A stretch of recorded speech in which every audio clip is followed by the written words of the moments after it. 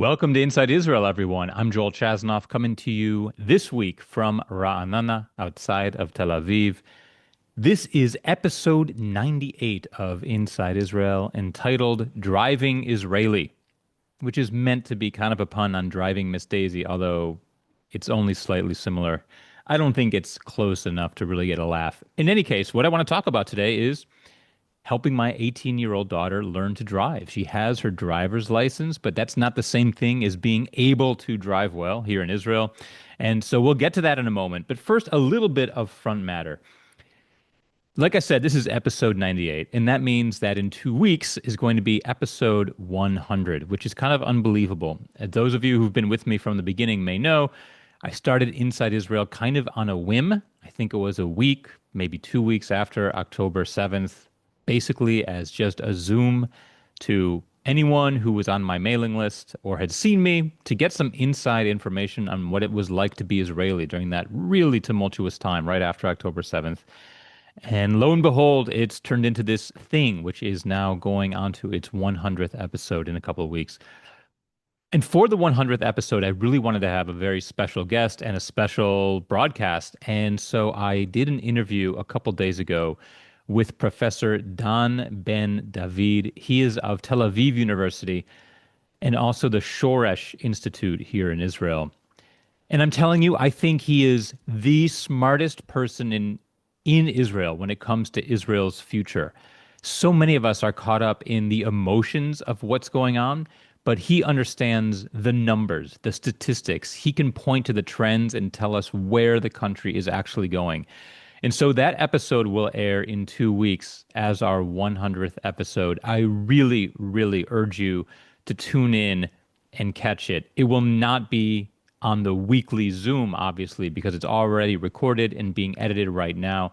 It will be on Apple and Spotify. So if you're not already subscribed to the podcast on Apple and Spotify, you can do that on those platforms, or just go to joelchasnoff.com/podcast, and there are two buttons there where you can easily subscribe at the podcast player of your choice. But again, this is an interview you don't want to miss. I sat with him for over an hour, and time and again, I was just stunned by what he had to say.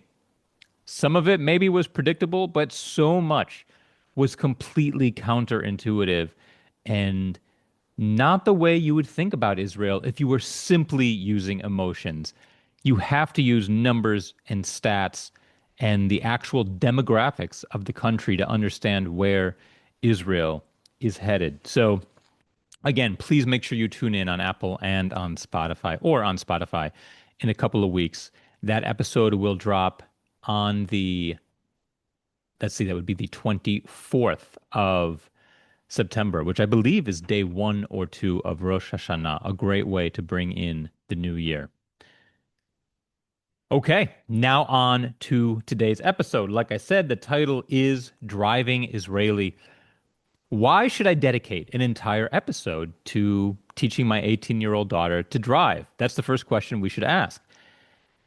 And the reason is because driving in Israel is so very different than it is from driving in every other country in the world. She is now my third child that I have helped to teach to drive.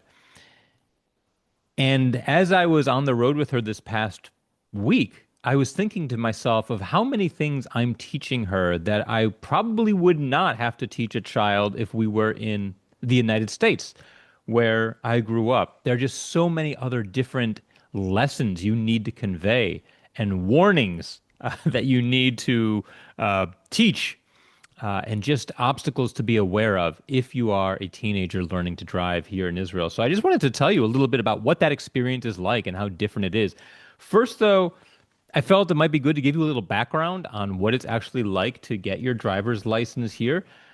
It's very different than it was when I was in school. I actually don't know what it's like for kids nowadays in the U.S., but when I was long ago, when learning to drive, it was actually a class at Evanston Township High School.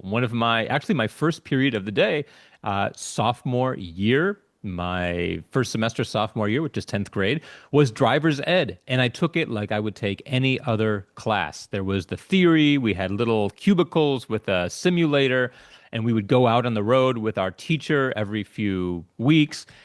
And at the end of the class, assuming you passed everything, you got your permit, which meant you could then drive with your parents out on the street and they would prep you for the test. And then on my 16th birthday, I went to the DMV in Deerfield, Illinois, because supposedly that was the easiest place where they would pass you most easily.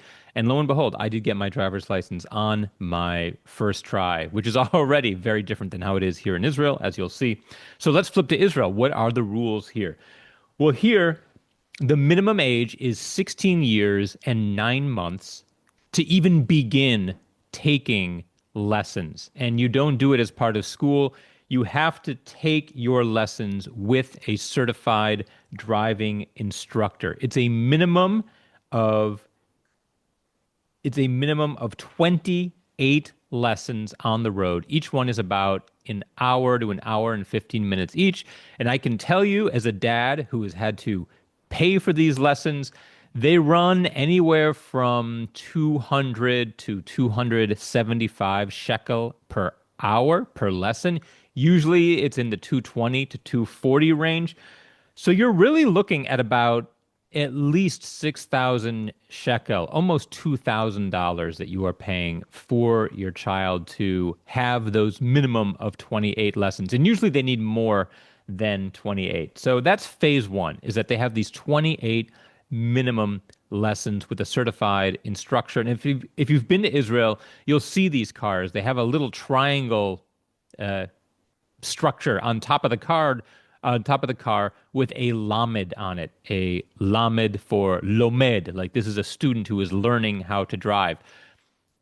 And it's really annoying to be stuck in traffic behind one of these cars because they go, probably about 60% of the speed limit. And when they get to a stop sign, they wait forever to turn. And you know what it's like being behind one of these, which in a way is ironic because we're all complaining about how bad the drivers are. And yet when we get a really good and safe driver, we get a little annoyed at how safe they are. In addition to those 28 lessons, they also need to take a theory test with 30 questions, just identifying what the road signs are, certain rules and procedures. We all know what road theory is, and they need to get at least 26 right to pass. And of course, they need to take a medical test with an eye exam. So those are the minimum requirements. You can only start at the age of 16 and 9 months. And then at the end of your 28 lessons, your driving instructor gives you what's called a mivchan, an internal test.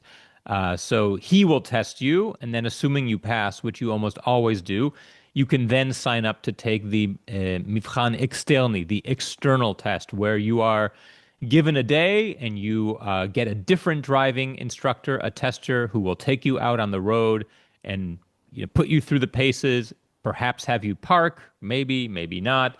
And only at the end of this test, if you pass, you are granted a driver's license. You can actually print out that license an hour after you pass. If you've passed your test, you'll be notified within a few hours of what the result is. Either way, within a few hours, you get the result through an application on your phone. And if you did pass, you can go ahead and print out it's like a license. You can put that in the glove compartment and you are now okay to drive. And then a few weeks later, it will actually come in the mail. What are the chances of your passing this first test? I don't know the actual stats, but I can tell you anecdotally, I don't know anyone who is passed on their first test. My other two kids who are older, it took at least 3, maybe more to pass. All of their friends, I would say minimum of 3. In a few isolated cases, I've heard of 2. It turns out my 18-year-old daughter passed on her second test. So she is one of I would say she was an outlier in that, because most kids that I've talked to, my friends' kids, it took 3, 4, sometimes 5, 6, and 7 plus times. It is by no means a guarantee that you will pass when you are actually being tested. In terms of the rules of then what happens after you have your license, you cannot just drive anytime you want. For those first 3 months, you need to be accompanied by someone else who's had their license at least 5 years, if that other person is 24 years old or older. Or if that other person is 30 years old or older, they need to have had their license for at least 3 years. But in any case, for those first 3 months, you need to be with what's called a livui, someone who is supervising you in the car. And there are also rules as to how many other people can be in the car at that time with you. After that, after those first 3 months, those same rules apply only at night. So you can drive on your own during the day, but from 9 p.m. till 6 a.m., you need to be with someone who's at least 24 years old and had their license for 5 years if they're 24 and up, or 3 years if they're 30 and up. After that, after those 6 months, so 3 years complete supervision, 3 months of complete supervision, and then 3 months of night supervision. After that, you are free to drive on your own. So at that point, you are theoretically 18 and a half, maybe a little bit older. Now, you need to have a sign in your rear view, your back windshield, that says Nahag Chadash. And some of them are sort of gender respective, and they'll say Nahag slash et, like Naheget, Chadash slash Shah, so it's Chadasha. But in any case, it's a little yellow sign that goes in the back windshield, the rear, what's that called? The rear window. And it says Nahag Chadash, new driver. The idea being that you're trying to communicate to the other drivers on the road that you are still learning, so have patience. And I would say for the most part, these are pretty much ignored, because when you see one of these yellow signs in the back of someone's car, you don't even know if the person driving is that driver who is new or if it's just there for someone else in their family. I've never seen really any evidence of that making a difference of any kind. But in any case, for those first 2 years, you do need to display that Nahag Chadash sign in your back windshield. There must be a better name for that than back windshield. Here's a little bit of trivia for you. Those of you who like Israeli music, you might be a fan of the band Hadag Nachash. Hadag Nachash is actually just an anagram of Nahag Chadash. That's where they got their name. They took the sign Nahag Chadash, scrambled the letters, and got Hadag Nachash, which means the fish snake, which really doesn't mean anything, but that's where they got their name. So, let's talk about what it's actually like to teach my 18-year-old to drive. As I said, what I've found over and over as I've been out on the road with her, and let's get out of the way right here. She's actually a really good driver. I feel very safe with her, and she's on top of it and focused. But that said, I do find myself having to teach her things that you would not necessarily need to teach someone in the US. And what I really mean is the prevalence of unexpected, illegal, and yet very common maneuvers. And I made a little list here of the things that I've had to tell my daughter about as we're driving. So, first of all, what do you do when you're driving on a normal street and suddenly a car starts driving straight at you in your lane? This is a very common occurrence in Israel, because when people are driving, they will just stop their car and wait for a friend to come out of an apartment building or a house, or they'll stop right there on the street and open the trunk and pull out something. And the cars will not wait. There's no patience here in Israel. Ein la'anashim savlanut. They don't have patience. So instead of waiting for this car to get the old woman in the car or to have a passenger exit, they will simply go around that car and drive in the other direction's lane. And so you need to teach your child, what do you do when someone starts driving straight at you? And the answer, of course, is you stop, you slow down, you let them go by you. You do not get in a race of chicken and see who will crack first. But this I would say anytime you're out on the road for 20 minutes or more, this is pretty much guaranteed to happen to you, that you will have someone driving straight at you at some point. So you need to warn your child how to do that. Now, at the same time, you also need to teach your child how to do this, how to drive in the wrong lane of traffic. They do not teach this in driver's ed. And yet, there will be times when you have no choice but to drive around the car that's in front of you. First, let's take a very obvious example. There is a ton of construction going on here in Israel, and especially in the center of the country. On our block alone, there's probably 4 buildings that have been knocked down or are in the process of being knocked down and are being rebuilt. This is due to a project called Tama 38, Tama 38, which I'll talk about more in a different episode. But in any case, you will have cement trucks, for example, stopped in your lane on the street, filling cement underneath this new apartment building or into the foundation of a soon to be built apartment building. And at that point, you cannot wait behind the truck. You have no choice but to go around it. So the correct thing to do is to put on your blinker, make sure nobody is passing you already from behind you, and then you slowly inch out around the truck. And if traffic is clear, you go around it and you pass in the wrong lane. Now, adding to part of the complication here is that the streets here in Israel are very narrow. There are many streets where I live in Ra'anana that, although there's two-way traffic, they're built for about 1.5 cars. So there's no way that 2 cars can actually go toward each, in opposite directions. At one point, 1 car will have to pull up on the sidewalk or pull into a parking space. So another thing you need to teach your child is how to correctly pull up onto the sidewalk to let another car in the opposite direction go by. You have to look out for kids. You have to look for electric bikes on the sidewalk where they're not supposed to be. You have to look out for motorcycles on the sidewalk, which is also illegal. And yet, because people have no patience here, motorcyclists often, instead of waiting in traffic, will simply go up onto the sidewalk and drive there. Let's talk about stop signs. In Israel, stop signs are suggestions. I cannot think of one time, aside from a student driver, that I've actually seen someone come to a full, I think they call it 4-point stop, where you would actually come to a stop and count 1 Mississippi, 2 Mississippi, and then go forward. Cars roll through stop signs. They're more like very light yield signs. Sometimes they are simply ignored outright. So you need to let your child know that when you come to an intersection and the other direction has a stop sign, that does not necessarily mean they are going to stop.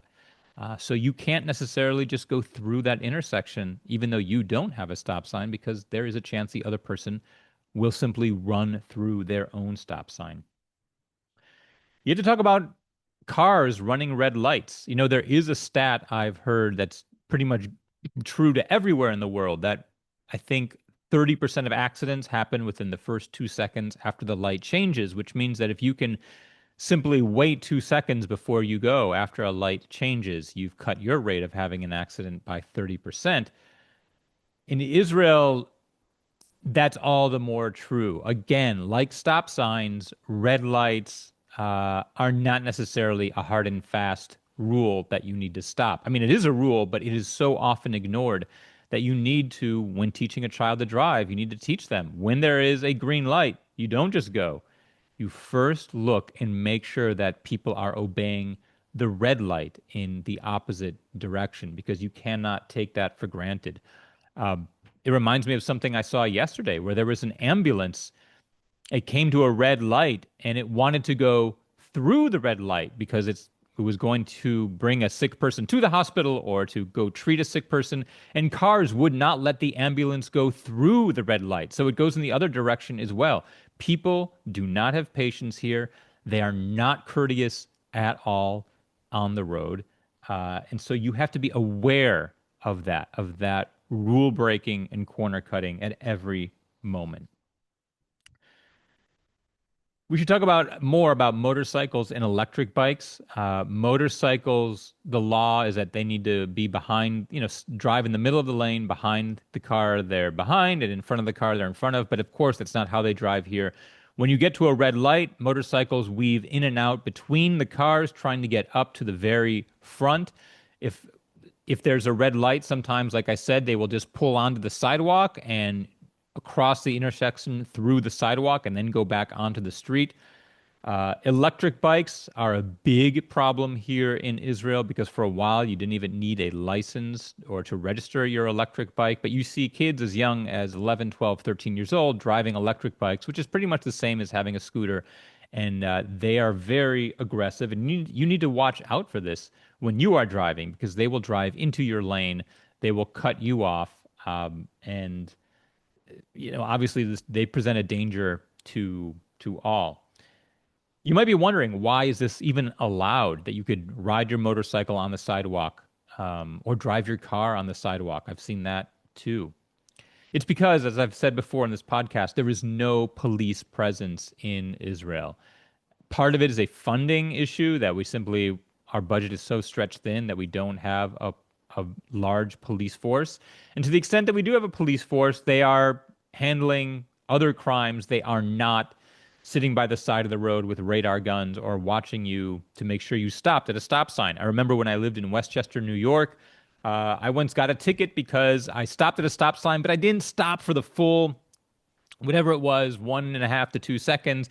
And there was a cop who pretty much every day would just sit in his car, hidden by a bush, and when you went through that stop sign, would pull you over and write you up a nice $150 ticket to the town of Scarsdale or New Rochelle, New York. None of that here. You do not have cop cars monitoring people's behavior. In fact, I've been in situations where I've seen cars roll through stop signs or speed or illegally go around another car, and there is a police car who saw the whole thing and they don't pull the person over. The job of the police in Israel, at least on an unofficial level, has nothing to do with traffic safety. So in addition to that, you also have what I would call just general dominance behaviors.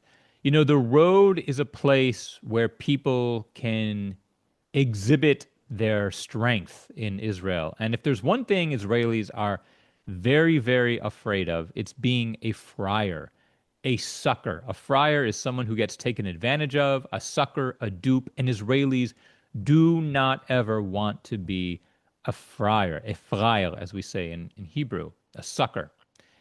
And so the roads bring out this inclination of Israelis to prove that they are not a sucker. So if you inch up and try to cross into someone's lane, even if you do it legally with your blinker on and by pulling up gently, they will speed up to prevent you from getting into their lane because they do not want to be the sucker who has to now be behind you in traffic. Everything I'm talking about now, it really has nothing to do with wanting to get somewhere faster. It has to do with strength and the Israeli need to come across as strong and macho and not someone who gets taken advantage of. Now, I have tried to pay attention to some of the gender qualities or the gender aspect to everything I'm talking about. What I have found is that men tend to be more aggressive in terms of running stoplights, blowing stop signs, zooming in and out of cars on the highway. But women tend to be more prone with the dominance behaviors, like not allowing you to merge into their lane, or if you come to a traffic circle, trying to speed up to make sure you don't get into the traffic circle before them. And this might seem odd because we might think as women as like the less concerned with being dominant, as more dominance oriented. But Dorit, as she pointed out to me, her theory is that women are more afraid of being seen as non-dominant, and so to make up for that, they are more dominant on the road in terms of not being taken advantage of, not letting you into their lane, not letting you into the traffic circle if you're inching into that circle ahead of them. That's completely anecdotal. I don't have stats on this, but that's just what I have seen. Now, we need to talk about pedestrians as well, because a lot of the problem here in Israel is that pedestrians don't behave as they should. The law in Israel, we have something called zchut kadima, which means if there's a crosswalk, if someone is standing at that crosswalk, you are obligated to stop and let that person pass through the crosswalk. That said, pedestrians often do things that make it hard for drivers to be safe. For example, they will cross through the crosswalk without looking to see how close a car is, and often they will be on their phones. We have a whole ad campaign in Israel right now running on the radio reminding people to please, when you cross the street, don't be texting, don't be looking at your phone. You have small kids walking alone a lot in Israel. And I think this is something unique to Israel, the extent to which young kids will be out unsupervised and alone. But you'll often see kids as young as 6, 7, 8 years old walking alone, and that means crossing streets.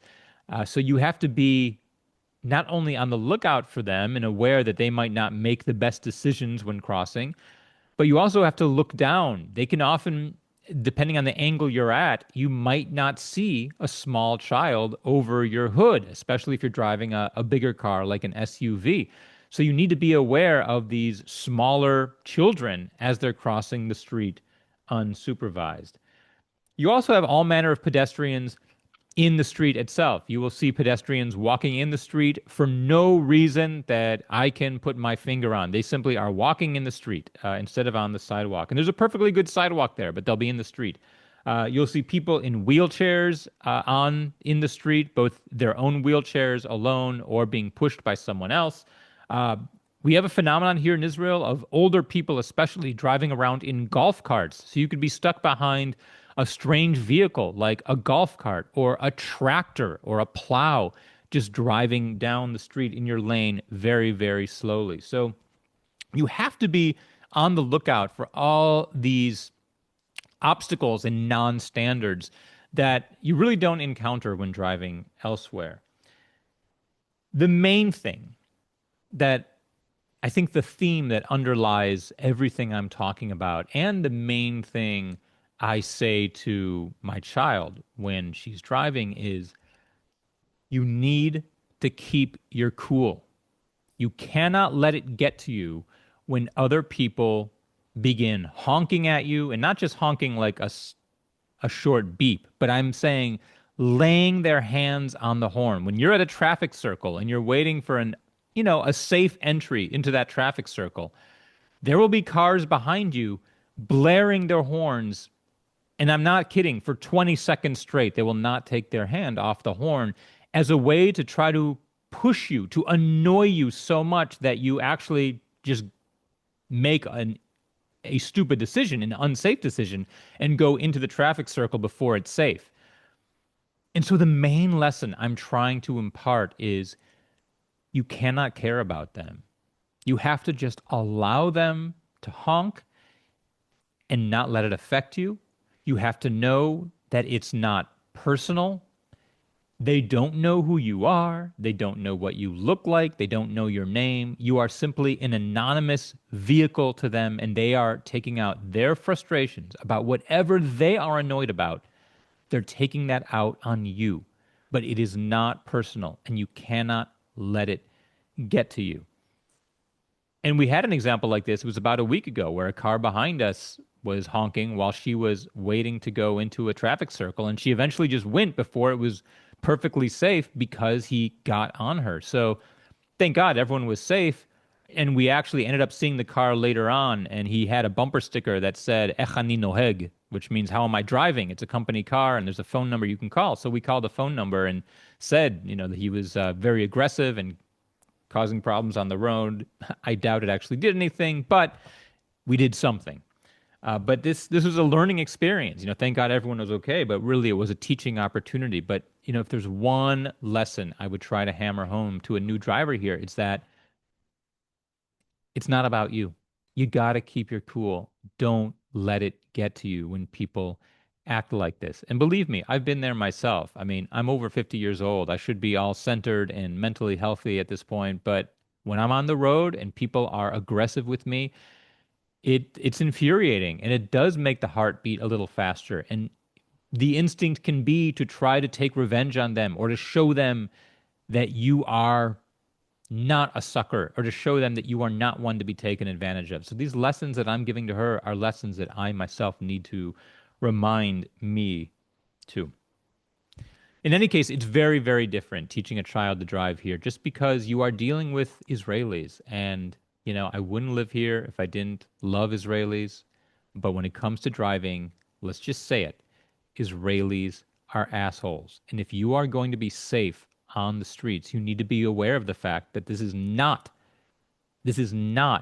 a mentally healthy people when it comes to taking turns and being courteous. This is a country that has PTSD from the top down.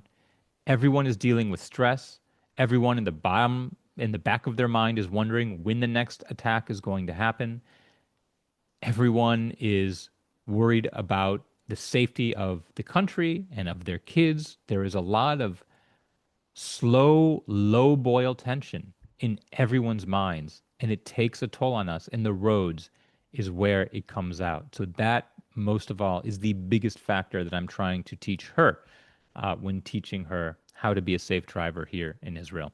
We're going to take a quick break, and then I'll be back with your questions, one of which is related to today's topic. See you in a second.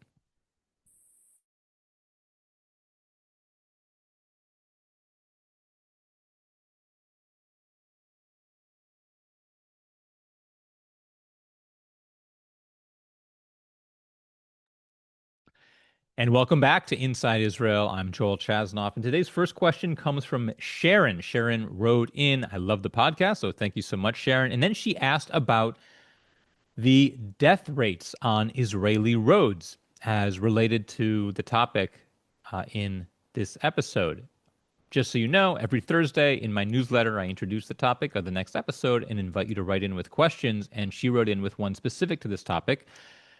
And this is actually a topic that I had researched for my book, Israel 201. I interviewed the professor in Israel who is really responsible for many of Israel's traffic infrastructure and planning. And the main takeaway from his interview was just how hard it is to get the legislators, the members of Knesset here in Israel, to do anything about Israel's driving situation.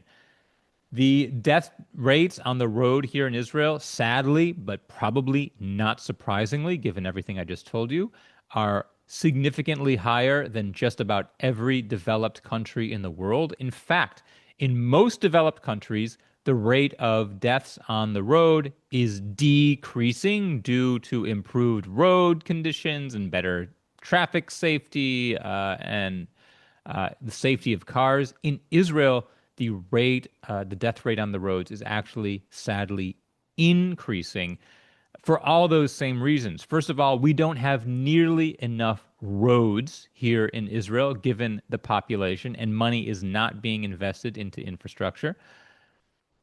We have, vehicle safety because of the expense of life here in Israel, which I've talked about a lot on this podcast. When vehicles get safer, you tend to see safety go up in other countries. But here, when vehicles get safer, cars simply get more expensive and unaffordable. Most people here are, you know what?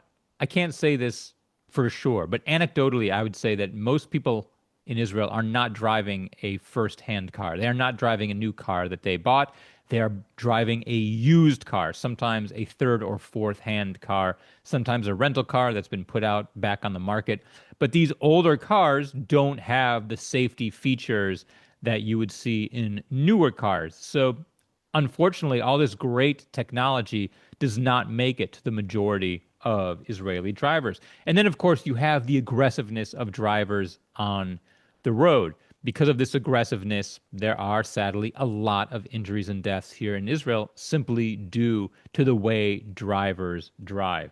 But when you put all those three conditions together, the lack of road repair and the lack of maintenance of the roads, the lack of vehicle safety, that the technology of new cars doesn't reach the majority of the population, and the aggressiveness of the drivers? The answer, sadly, Sharon, is that the death rates here in Israel are higher and increasing relative to other countries. Had a question from Elias. Elias, I'm not sure. Yeah, it is a question. Elias writes, all the liberals in Israel and abroad used to think that the only viable solution is the two-state solution. Is there any, in capital letters, is there any backing for the two-state solution in Israel right now? For the most part, Elias, no one is really talking about a two-state solution. I think we've lost a lot of hope in that sense. Seeing how much of the population in the West Bank actually supports Hamas has pretty much warned us that putting an enemy state next to ours or sandwiching Israel between two enemy states would just be a bad idea for Israel. We have no evidence that a Palestinian state in the West Bank and Gaza would make Israel safer. Now, when the world talks about a two-state solution, what every rational country is talking about is a demilitarized West Bank and Gaza Palestinian state. They are not talking about a Palestinian state with its own army and its own guns, and they are not talking about that. So in that sense, if that were true in theory, I would support a two-state solution. And in many ways, I do, because I think that's the only end game here. But it would have to be demilitarized. Now, the real question is that possible? How do you get all the guns and ammunition and RPGs, etc., out of Gaza and the West Bank? And I think many Israelis believe that that ship has already sailed, and there's simply no way to do that. So to answer your question, there really isn't a lot of talk right now about a two-state solution. There's various chatter about what the better option would be, but you do not see people marching and protesting on behalf of a peaceful, two-state solution here. We kind of think that the rest of the world is naive and frankly nuts for thinking that that is a viable solution, because there's just no evidence for it in the mind of the Israeli.